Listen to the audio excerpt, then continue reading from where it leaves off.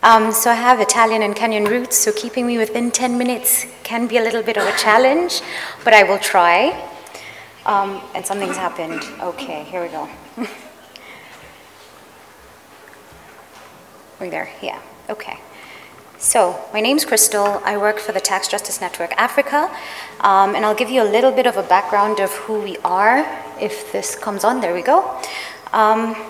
So the Tax Justice Network Africa started in 2007, and we have 29 members across 16 African countries. And in brief, we seek to promote socially just, democratic, and progressive taxation systems in Africa. We work in different layers. So we have partners at an international level, such as the Financial Transparency Coalition. At an African level, we work at a continental level, at a regional level, and at a national level through our partners.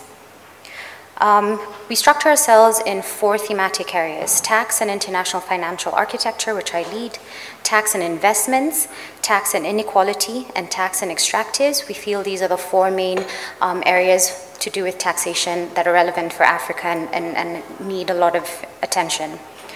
So why do we care so much about tax? And Alex, it's hard to speak after Alex and Pooja because they steal so many of your points.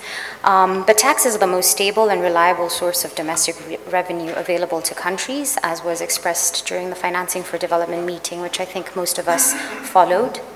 Without adequate domestic resources, African nations are dependent on external financing, which we're trying to change. And it means that we lose our policy space and are trapped in a circle of dependency if we're constantly having to borrow money and not being able to generate our own. So enter tax justice. For us at Tax Justice Network Africa, it's about stopping and correcting the outflows due to tax avoidance, evasion, illicit financial flows. But really also it's about leveling the playing field in order for countries to begin to get their fair share of tax revenues to begin to develop their own countries. I'll now zoom into Africa. IFFs, illicit financial flows, are an increasing issue of major concern because of the scale and the negative impact on our governance and development as a continent. Conservative figures, and I'll go a bit into depth into this a little bit later, put it at $50 billion annually. This is approximately twice our ODA coming into Africa. So if you do a little bit of math, we can essentially pay for our own development.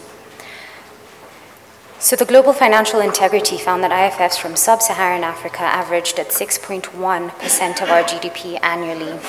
And here you will see the top 10 countries that suffer from IFFs. Of course, at the top is Nigeria.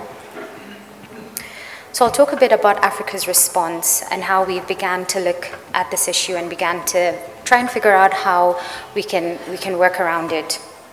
So the 4th annual meeting of the African Union and the United Nations Economic Commission of Africa established a high-level panel, which was chaired by the previous president of South Africa, Thabo Mbeki, and they were mandated to analyze the problem and come up with recommendations, which they did. And they came up with 15 recommendations. Some of the key findings are that we lose $50 billion annually in IFFs, and this is very, very conservative. There are new figures that are coming up with estimates of as high as $80 billion. So between 1980 and 2008, Africa lost $1 trillion, and you can imagine what that could have done for our development.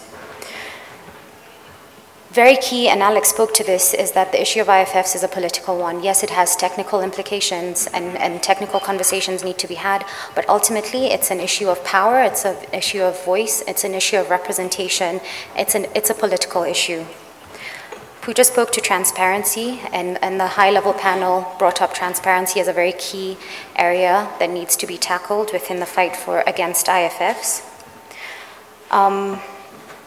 The extractive sector is very large in Africa, as is in a lot of Latin American countries, and it's the biggest source of flows out of the continent. The IFF animal, as we like to call it, is evolving, and we have to keep up with it in terms of trying to figure out what they will do next and trying to keep up and remain 2 steps ahead of the game. And of course, tax incentives, and somebody spoke about tax incentives, and the race to the bottom for African countries is an area of major concern for a lot of our governments and a lot of our CSOs that work on the issue. So what could the money have done? So estimates say that with the money that we've lost, we could have built 151,000 modern boarding schools on the continent, and that works out to 2,800 schools per country. It's a lot. We could have also built 500 modern hospitals, at least 10 hospitals for each country. So if you bring it down, and this is a lot of the work that we do, is trying to filter very technical conversations as the ones that are being had in this room, so that people can begin to understand what it means. $50 billion is a bit abstract for everyday citizens of the continent. So is it just because of our corrupt leaders? And up here is the son of the president of Equatorial Guinea, Obiang, and he's known for his very lavish lifestyle, and he has mansions across the world, from South America to California to Paris, and he has Ferraris all over the place. So is it just because of a corrupt issue? And that's been peddled in the media, and it's an easy escape out. So corruption only accounts for 5% of illicit financial flows out of Africa, so it's the very, very least.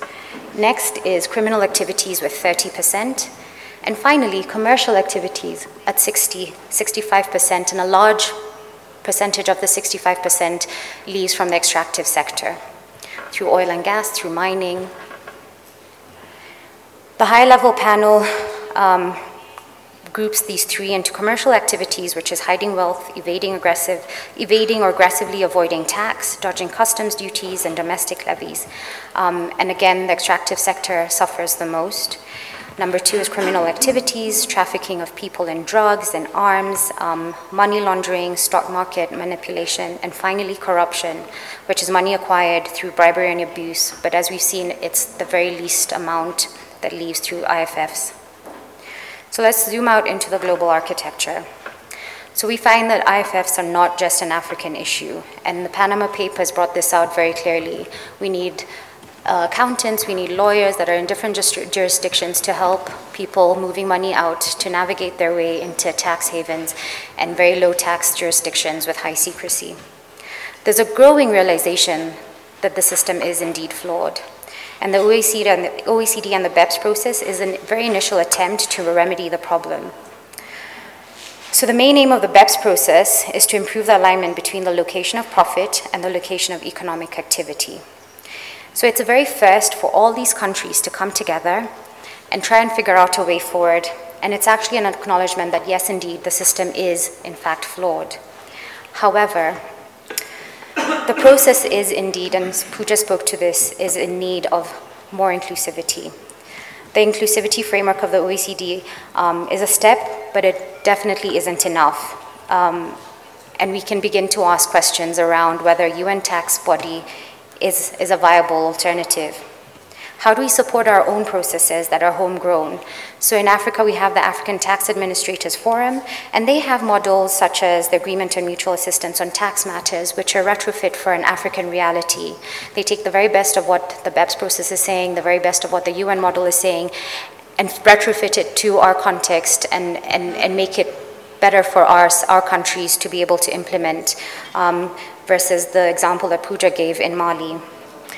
So the OECD, we feel, comes far short of the recommendations of the Mbeki report and the special declaration issued by the African Union leaders to tackle IFFs.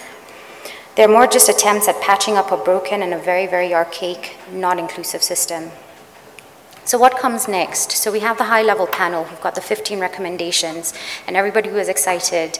And so now we had to figure what happens with these recommendations, rather than leaving this report to gather dust on shelves in important bookshelves. So we begin to ask the question, so what? What comes next? And this came in the form of a consortium of stakeholders working to implement the recommendations, the 15 recommendations of the high-level panel. And the main purpose of the consortium is to leverage partnership, provide strategic direction, as well as a platform for experiencing, sharing, and following up on the efforts to stem illicit financial flows from Africa.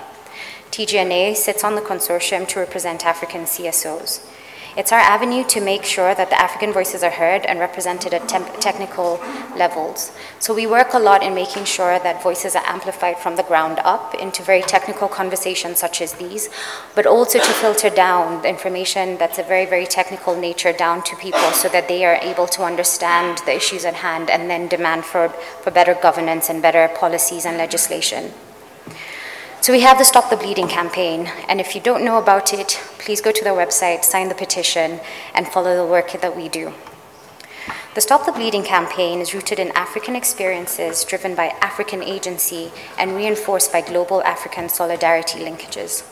It broadens the conversation on illicit financial flows beyond these specialist circles such as these, and seeks to mobilize very ordinary African citizens such as youth, trade unionists, university students, grassroots social movements, to be a part of the voice for change and to demand this change. At the end of the day, we realize that it's their money, and the very technical conversations need to be understood by very everyday people. So I'll end with this, and a lot of you may know this quote. The Global South must be an equal partner in this global agenda. A global tax body is the best option.